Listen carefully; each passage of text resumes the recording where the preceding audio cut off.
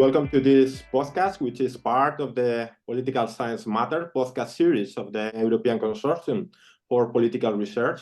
My name is Luis Ramiro. I am Books Review Editor of European Political Science. And today we have the opportunity to discuss a very recent book on which we at the European Political Science published a review some weeks ago. The book is Resisting Backsliding, Opposition Strategies Against the Erosion of Democracy by Laura Gamboa from the University of Utah. And we have today with us the author. So hello, Laura. Hello, thank you so much for having me here. And we have also here with us the author of the book review, Benedicte Bull from the University of Oslo. Hi, thank you so much for inviting me as well. Okay, thank you both. So I think we can start the discussion about this fantastic book and this very nice review. So the floor is yours. Thank you. Thank you very much. It's really a great pleasure to be here to discuss this book. I think democratic backsliding is on everybody's lips these days. We see it everywhere. We discuss it all the time, and it's a rather depressing discussion. It's all about how things are going wrong. And so just picking up this book that has the name Resisting Backsliding gave me a great hope to find some insights into how to actually resist this trend that we see all over. But I would like to start the discussion by asking you, Laura, to just give us a little bit about the background for working in this field. What made you take up this topic and choose this angle to the issue? So the reason behind the topic is actually rather personal. I am Colombian, and I started college 6 months before Álvaro Uribe became president. And so for me, sort of the situation of Venezuela and Colombia was always a very, very strong parallel. As things move forward with Álvaro Uribe, I was thinking he's going to pass the re-election, he's going to get reelected. There's no way out of this, actually very pessimistic. And surprise, surprise, on February 2010, the Constitutional Court strikes down his second re-election referendum. And two things happened to me. First, I felt so proud, so freaking proud of a country that we're not taught to be proud of. And second, I thought, how is that we see this outcome in Colombia, which is, war-ridden, struggling democracy, whereas in Venezuela, which was like this country that had wealth and a long-standing democracy, stable parties, and all of these other positive inputs for democracy, how is that we don't see the same result in Venezuela? So that's how the inspiration came about. And when you start looking at the literature, this took 10 years to write. So this started in 2013. I tell people I started researching democratic backsliding before it was cool. So when you start looking into the literature at the time, a lot of the literature about democratic backsliding was literature about democratic breakdown. So it was the same factors we used to read when we read about democratic breakdowns: economic crisis, party system institutionalization. And all of those were great, explaining how is that these autocrats come about. But they quite didn't answer the second question, which is why is that some of them successfully erode democracy while others fail? And so I put myself in this adventure of answering this question. And the answer of the opposition came both before and after my fieldwork. So before my fieldwork, it became clear, A, that the Venezuelan opposition was originally quite strong, B, that it had made a series of tactical mistakes. But what it wasn't clear until I started my fieldwork was what could have they done instead? And that became clear when I landed in Colombia. And I started looking into something I never thought I would look into, with congressional politics and sort of the background of the connection between Congress and the Constitutional Court. And that's how I came out with both of these strategies and then the goals, and not only what you should avoid, but also what strategies can help. There's so many rich arguments here and so much to unpack, but I would like to start with a conceptual beginning, because you have also a discussion in your book about the concept of backsliding, erosion. So how do you define backsliding, and how does it differ from erosion or breakdown? So to connect a little bit with what I was saying before, when I was starting to think about why Venezuela, not Colombia, it became clear to me that the opposition had a story about it, but I couldn't quite connect it theoretically. And I was talking to a very good friend, colleague of mine, Ezequiel González Ocantos, and he was like, well, you need to think about what is different between democratic backsliding and democratic breakdowns. And, the light bulb. Democratic backsliding is a different kind of regime transition. Like civilian or military coups, it does push the regime outside the democratic camp into the authoritarian camp. Unlike civilian or military coups, it does so gradually. And because it does so gradually, the opposition has ample opportunities to fight back. Whereas what we see when Pinochet came to power is Pinochet launches a coup, and within 2 to 3 days, the opposition is running for the embassies. Like, there's no spaces, there's no resources. But that is not what we see in Venezuela. That is not what we see in Colombia. That is not what we saw in Bolivia, Poland, and Turkey. As a matter of fact, what we see in several of these cases is very strong oppositions, well entrenched in the institutions of the state. I really appreciate lots of things about this book. And one is that this is a really systematic qualitative study with a very kind of stringent argument. And you make the argument about the strategies and sort of categorize strategies based on the extent to which they're radical and also whether they're institutional or extra-institutional. Could you just explain to us a little bit what you mean by that? What is your main arguments about sort of how to distinguish between different strategies? Because the opposition has ample opportunities to fight back, I think they can have two kinds of goals. I conceptualize radical goals as those in which the opposition is trying to remove the executive before the end of her constitutional term. And moderate goals would be goals in which the opposition is trying to stop specific anti-democratic reforms, but is not trying to overthrow the executive. Now, to achieve these goals, the opposition can use institutional strategies, meaning anything that uses Congress, courts, or elections, or extra institutional strategies, meaning anything that happens outside Congress, courts, or elections. And the separation of goals and strategies is actually something that comes from the social movements literature. The goals and the strategies have different implications for the reaction of the regime. I believe that to understand democratic backsliding, we need to understand sort of the incentives of the executive. And part of my argument is that the executive has an interest in keeping a democratic facade. Otherwise, the executive would just launch a coup. If they didn't care about how they look to the outside world or even their domestic audiences and appearing democratic somehow, they would just launch a coup. But they don't. They choose to take this scaffolding of institutions instead. And so what I argue is because the executive has an interest in keeping a democratic facade, the executive will be less likely to react, less likely to repress, or less likely to remove members from key institutions if she doesn't have a legitimate reason to do so. And for those that are listening to me, is legitimate with air quotes here, right? The president will try to her very best to appear democratic on everything she does, right? And so I think that the opposition strategies can help or hinder the ability of the autocrat to get that legitimate reason to remove them from office. So extra institutional strategies with radical goals, which I say are sort of the least likely to protect democracy, would be strategies that both create very strong incentives for the president to repress because the president has been personally attacked, but also the fact that they're using the streets also showcase that the opposition is not willing to use sort of normal channels of conflict resolution. So this is a very high threat. And to face this very high threat, the executive reacts back by cracking down on the opposition in various ways, right? And in doing so, the president is actually able to keep a democratic facade because whether we like it or not, presidents that are these potential autocrats that come to power via elections are democratically elected. They're entitled to govern for the first 4 years of their governments or 5 years or however their term is. And so any kind of action trying to remove the executive from the streets will be seen as unwarranted, both domestically and abroad. And so the executive will have the reasons, the legitimate reasons to remove opposition leaders from office, prosecute or jail them, and in doing so, hinder the ability of the opposition to stop more aggressive anti-democratic reforms down the road.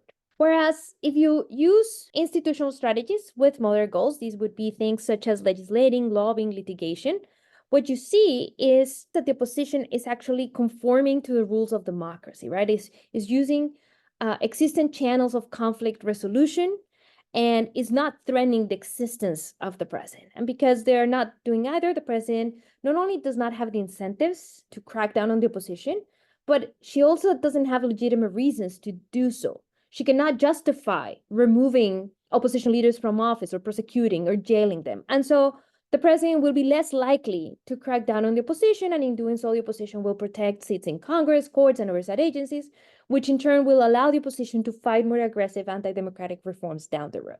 So that's kind of the two extremes of the argument in between this institutional strategies with radical goals, which would be impeachments or recall referendums. And there's also the extra institutional strategies with moderate goals, which would be protests, strikes, boycotts, aiming at stopping specific reforms. And my argument about those is how this works kind of depend on the context. So the argument is obviously very convincing when we look at Venezuela and Colombia, because that's also what inspired your research. In Venezuela, we know that the opposition very early on staged a general strike and a coup attempt, and that it's paid for that for the 20 years after that coup. And so it seems instinctively very accurate, your description. But I was thinking that there are also some other differences between Venezuela and Colombia. And one of them is that the Venezuelan state is potentially extremely rich because of its enormous oil fortune and the fact that it has been a rentier state ever since oil started to be produced in the early 19th century. What would your response be to the argument that it is something completely different to run over or potentially having control over an enormous oil fortune compared to Colombia, which has also oil, but not at the same extent, and which is a much more fragmented and less rich state? So I have two answers to that point. The first answer, which I outline in the book, is usually the argument about how oil resources can hinder democracy is an argument about how the executive can use oil resources to buy support. But what we see if we compare the popularity of Álvaro Uribe in Colombia and Hugo Chávez in Venezuela is that actually Álvaro Uribe was significantly more popular throughout his government than Hugo Chávez. Álvaro Uribe kept a popularity between 60%, and I think at some point he even reached 80% support. Whereas for Hugo Chávez, especially during the first years, it was hovering in the 50s, at some point even the 30% support, then kind of back in the 50s, maybe the 60s. Overall, Álvaro Uribe was more popular than Hugo Chávez, right? So what I would argue is, well, yes, Álvaro Uribe didn't have oil, but he didn't need it just to have support and people voting for him. Then there's another argument I think that is important, which is Hugo Chávez came to power without access to these resources, without access to these oil resources. PDVSA was a very technocratic company in Venezuela. It had a strong bureaucracy that made sure that resources were not used as pocket cash for the government in turn.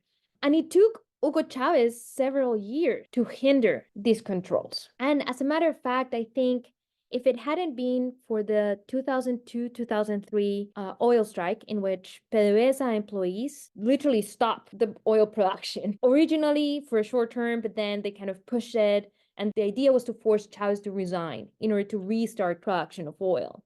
This strike failed for various reasons, but if it hadn't been for that strike, it would have been really hard for Hugo Chávez to actually remove all of this bureaucracy that hinder his ability to use PDVSA's money at will. So that would be sort of my argument. So I think there's two parts to this.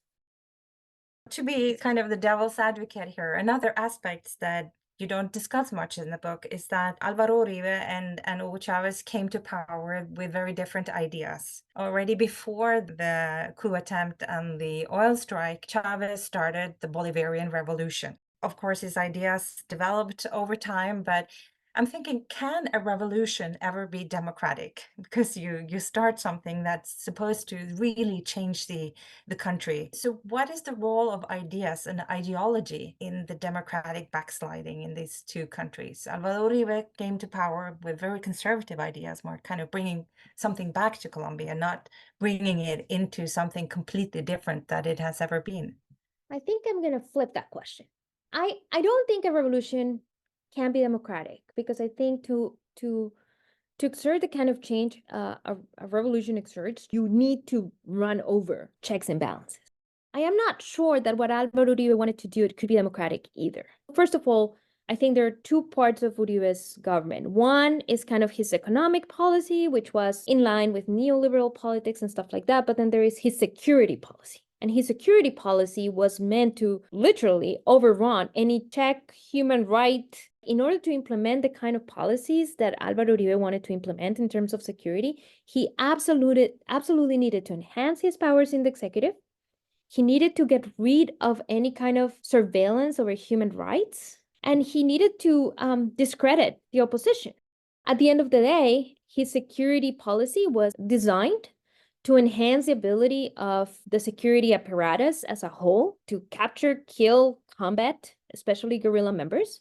But this, of course, meant a lot of oversight of human rights. But in particular, it also meant giving the armed forces a lot of freedom to commit abuses. During Álvaro Uribe's government, we know this. I didn't know this when I wrote the book. I mean, we had the numbers, but we know this today. There were roughly 6,000 civilians killed by members of the armed forces in order to fulfill requirements to get days off and raises and all sorts of bonuses in the military, because one of the main policies of the Seguridad Democrática was to reward FARC members or guerrilla members killed in combat. And so what members of the military, not all the military, members of the military did was that they would kidnap civilians from usually urban areas, move them to areas of conflict, dress them as guerrilla members, and report them as such. 6,000 people. So I also don't think that the kind of security goals that Álvaro Uribe had in mind would have been possible without overriding checks and balances. But I think this also goes to another question that is a little harder to ask, which is, was Álvaro Uribe just more democratic than Hugo Chávez? I think there are two things that I want to say about that.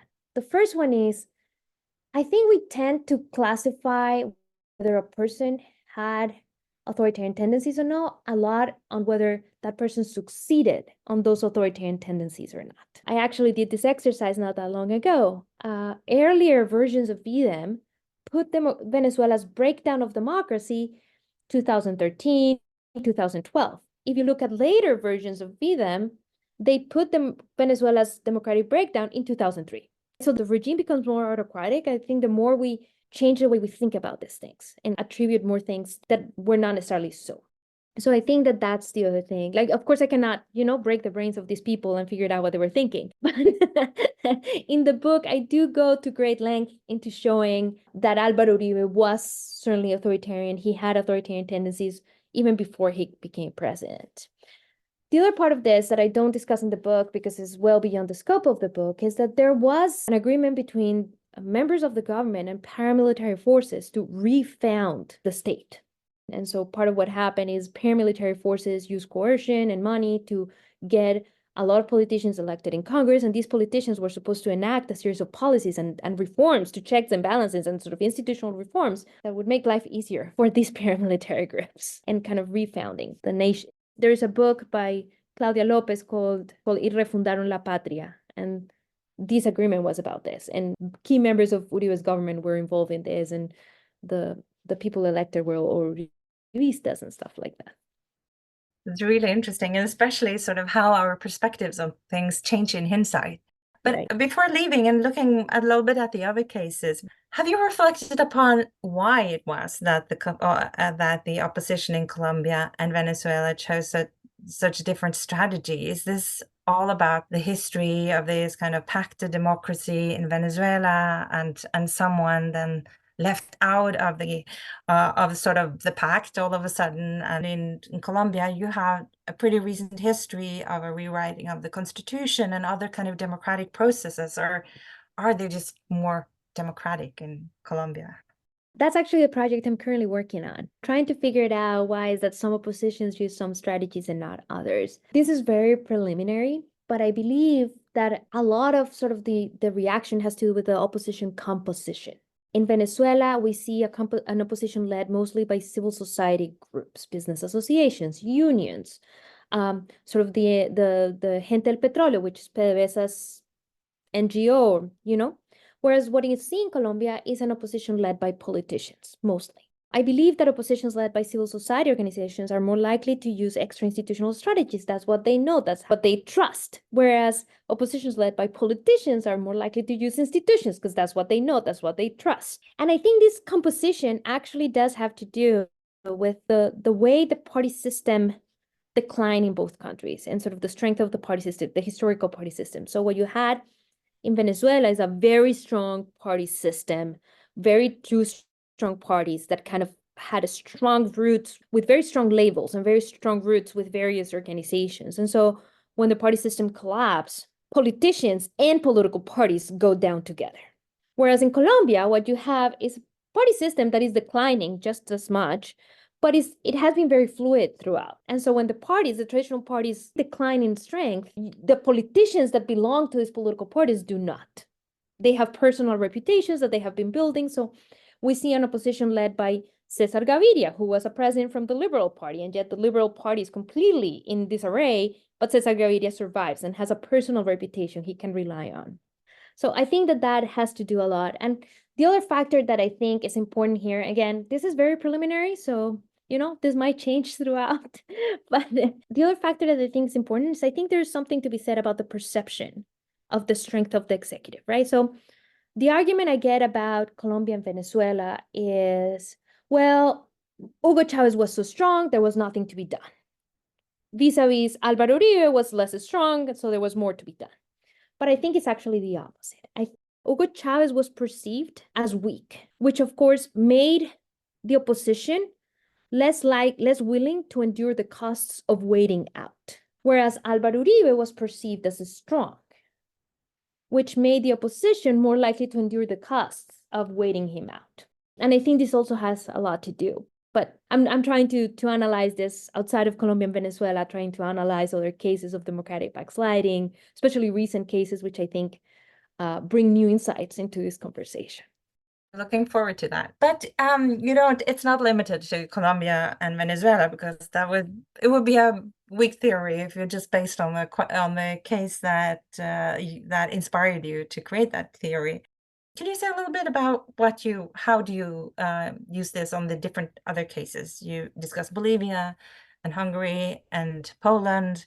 And Poland is a particularly interesting case, of course, because what has happened after your book was published is basically confirming your theory. But can you just tell us a little bit about those other cases?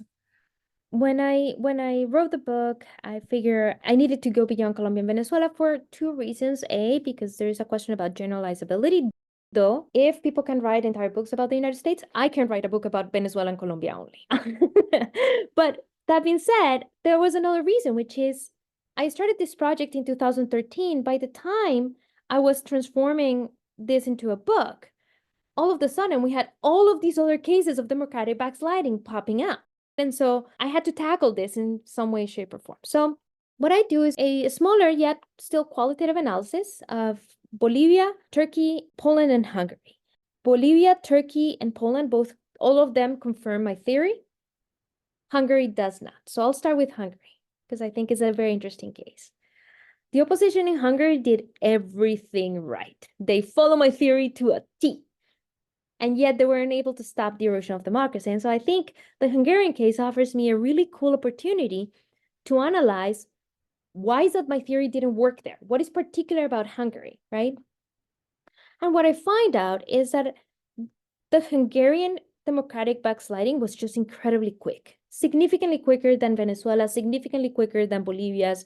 I think the other example I can think of is El Salvador, right? Just it took a very short time between the rise of Fidesz to power and the ability of Fidesz and Viktor Orban to be able to have a hold of all democratic institutions. And I think it was fast for two reasons. A, of course, Fidesz came to power with a qualified majority, but I think more importantly, I don't think Viktor Orban had such need for the democratic facade. He didn't need to wait for the opposition to react in order to do things that were horrible. And I think he didn't need to wait because there was a dark night, Vladimir Putin in Russia, so he could always count on that in ways that Poland couldn't because of the historical traditions of these two countries, which is something I learned while writing these cases. And I also think that Poland came in a time in which the European Union had catched up. And so there were more tools to fight this within the European Union. So that's Hungary, which doesn't fit. So kind of my conclusion is really the opposition really needs to be able to get time. And in order for my theory to work, the executive needs to have good incentives to keep a democratic facade. And that's a ding-ding for the international community, because I think a lot of these incentives come from the international community. So Turkey and Bolivia are both cases that I consider cases of successful democratic erosion. In other words, I think in Turkey, democracy broke down at least by 2016, if not earlier. And in Bolivia, I think democracy broke down in 2014, but if we really want to push it, I think it broke down in 2017 when Evo Morales decided to ignore the referendum for his second term.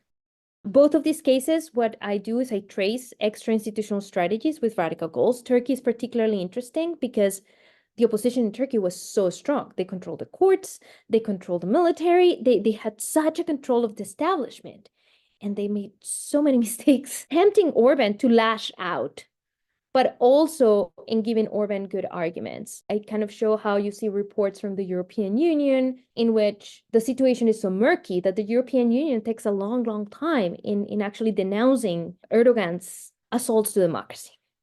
And then the case of Poland is a case in which Poland was doing everything right. And what I was seeing when I finished the book was that it was working out. They were delaying. Poland organized a series of, they used mostly moderate extra-institutional strategies, some kind of, they participated in elections, which are moderate institutional strategies, and they leveraged both of these to force the regime to slow down the erosion of democracy. The erosion of democracy in Poland was slow. And I think at the end of the day, that helped a lot because the opposition just came to power and was able to do so because PIS had not taken full control over all of the institutions. Thank you. I think these are really convincing arguments. The one argument that concerns me the most is the explanation for the exceptions, the sort of exception of Hungary, which is the role of Russia, and the lack of need to keep a democratic facade because they had the Black Knight, as you call Putin, in Russia. And you see that in increasing amount in the international community, there is an increasing strength of those actors that actually don't really care about democracy. I mean, Russia is one, China is another that doesn't really influence directly any democratic government, but also doesn't try to uphold that. And then it's at the international level. So how do you see the future of this dynamic? Do you think that we'll get less governments that are concerned with upholding at least a democratic facade that opens some spaces to democratic oppositions? Or do you see something else going on? I actually discussed that in the conclusions, and it's very sad because the book is very optimistic and then the conclusions are very non-optimistic. I think it's in flux. So I think we have seen good developments from the European Union. I think they have developed important tools using the rule of law to fight against democratic backsliding. And I think that's positive. I think recent events in Guatemala actually are a fantastic example of how is that international pressure can actually help foster democracy in the region.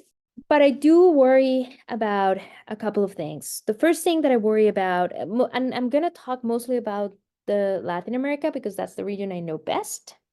I worry about the upcoming elections. Donald Trump is not a person with a normative preference for democracy. He really doesn't care that much. And while he was president, his effect was very visible in Central America. Democracy-enhancing institutions like the CICIG in Guatemala were cut off. And then Central American presidents, Hernandez, Yamatei, and in particular Nayib Bukele, were able to leverage Donald Trump's obsession with immigration in order to be left alone. To a certain extent, I blame the speed of democratic erosion in El Salvador to that, the fact that you had an international community that couldn't care less, right? Nayib Bukele walks into Congress with the military threatening a self-coup, and the reaction is lame. Nobody says anything, nobody reacts, nobody threatens with cutting funding, nothing happens. So if I'm a president like Nayib Bukele and I walk and I do that kind of stunt and nothing happens, then what makes people think that doing something else is going to create any kind of backlash of any sort? So I worry a lot about the elections, the upcoming elections in the United States, because I think a lot of these will depend on who becomes president. But even if Donald Trump does not become president, I want to be very clear, I just don't think this is true for every single Republican candidate. I'm singling out here Donald Trump. Even if that is not true, I still think we see a lot of variation on how, especially the US government and the OAS, deals with these situations of democratic backsliding, right? So we saw the OAS and the United States reacting very strongly in Guatemala. We don't see that same reaction in El Salvador. And part of this, I believe, has to do with the fact that they don't want to rock the boat in El Salvador. El Salvador is sending less immigrants, so they just don't want to rock that boat. But they probably should, because this is going to be very costly. So I do think there's a lot of this contingent on the international community. The good news is that the book has generated a lot of attention from international community actors. And so they keep asking me, what should we do? I have an opportunity to say all these things to them, and hopefully somebody's paying attention. Wonderful. I'm just gonna sort of put in here a brief dictionary of Latin American shortenings. The OIS is the Organization of American States, and the PDVSA is the Venezuelan oil company. But I think those arguments are really interesting, as when you come up with such a wonderful theory and tables and strategies and outcomes, we all sit and think about counter cases, of course. And you mentioned El Salvador, where actually there was a very democratic opposition, pretty corrupt, but still democratic. The other case is Nicaragua, where you've had also an opposition that has been democratic. There's no coup attempts. There's been actually a lot of collaboration with the government that has become perhaps the most autocratic country, except from Cuba, in the whole Western Hemisphere. But do you have an explanation for that? I briefly touched on Nicaragua when I discussed my case election, and I think the argument to that is Ortega came to power with a hold over democratic institutions already. That hold was given by the pact he signed with Arnoldo Alemán, who also had authoritarian tendencies, and pretty much in exchange for Alemán's getting pardoned for corruption scandals, Alemán's party was able to introduce a reform and pass a reform alongside Sandinistas to give Ortega a hold over the electoral council and the ability to pack the courts, as well as the ability to win elections altogether, because he lowered the thresholds for how to win an election in Nicaragua. So my argument is that he already had a hold over institutions. I will say this, though. I think that my book takes us so far, but I would love to hear and read the work of other people, either kind of leveraging the theory or criticizing the theory to better understand these cases, which is at the end the goal we need to, right? Like we need to figure it out, what strategies people need to enact or oppositions need to enact, even in the cases that my theory does not quite explain. Thanks a lot, Laura. This has been a wonderful conversation. I would just like to round it off with one final question. I work a lot with Venezuela, and I do know a lot of very democratic actors also in the opposition. They struggle with the mistakes that parts of the opposition has done, some of those mistakes many years ago. And I think some of them would feel that this book is like a little bit like blaming the victim. But what would your advice to them be at this point, where things have backslided quite far? First of all, I want to recognize anybody facing a president like this is facing a sophist choice. The situation is horrible.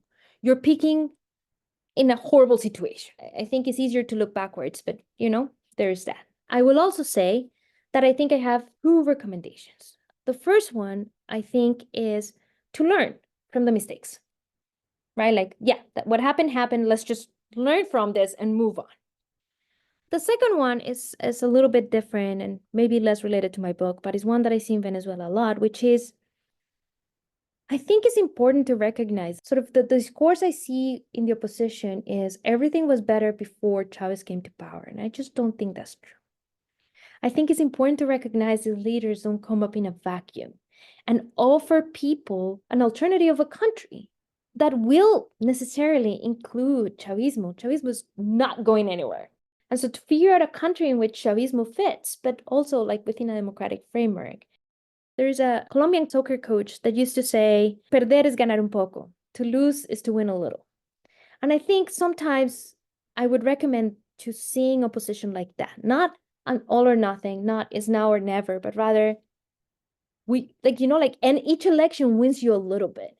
Each protest wins you a little bit, even if it doesn't win you all, right? Like, and you build upon those things. And I think they have done great. Like, the 2015 campaign was inspiring, and there's other things that they have done so very well. So I think they should build upon that. Thanks a lot. I think this book is really both a an academic achievement and a big inspiration. And I really hope that it's going to be continued to be debated all over. Our time is up, so thanks a lot. And I would encourage everyone to pick up the book. Thank you, Luis, for the invitation, and Benedicta for the conversation. It was wonderful, and for the review. Thank you so much.